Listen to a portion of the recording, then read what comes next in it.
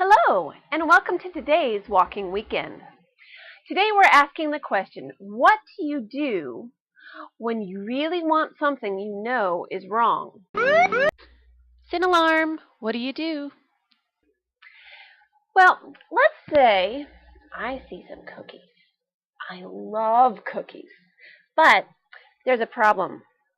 They're my sister's cookies, and she told me not to take any. But I really want the cookies. What do I do? Sin alarm, what do you do? Well, the Bible tells us how to escape. In Romans 7, verse 15, it says, I do not understand what I do. For what I want to do, I don't do. But what I hate, what I know is wrong, I do. It's really hard to do the right thing and not do the wrong thing.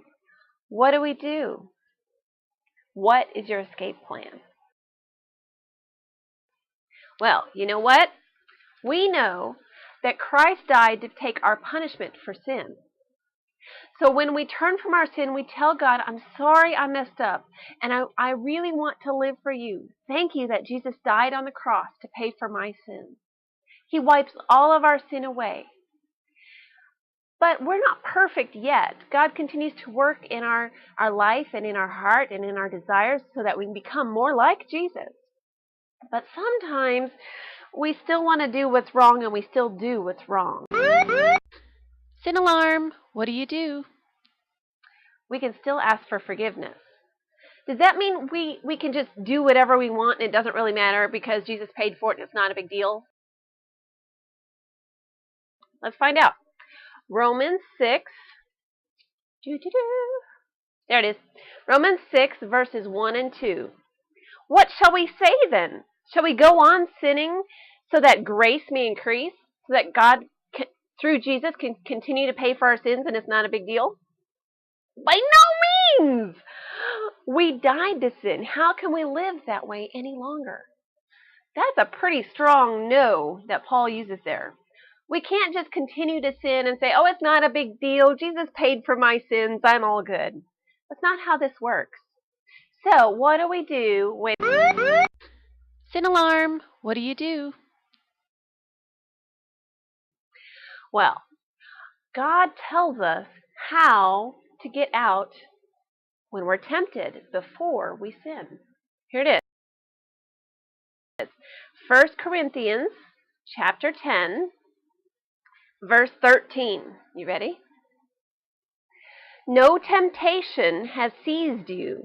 You don't want to do something you know is a sin, except the things that are common to man. Everybody wants to do sin. The difference is, will you act on it or not? Here's the trick. Ready? God is faithful. He will not let you be tempted beyond what you can bear.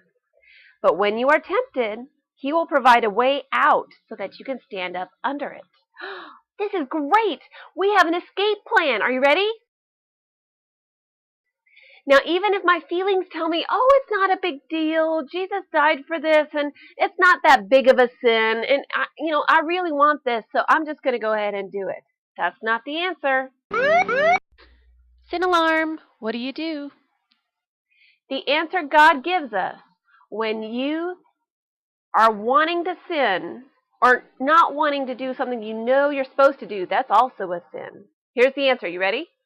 Stop, look, and go. Ready? Stop, look, and go. You're going to stop and think. You're going to look for the way out God has provided. And you're going to go. Get out of there so that you're no longer tempted and it's not sitting right in front of you.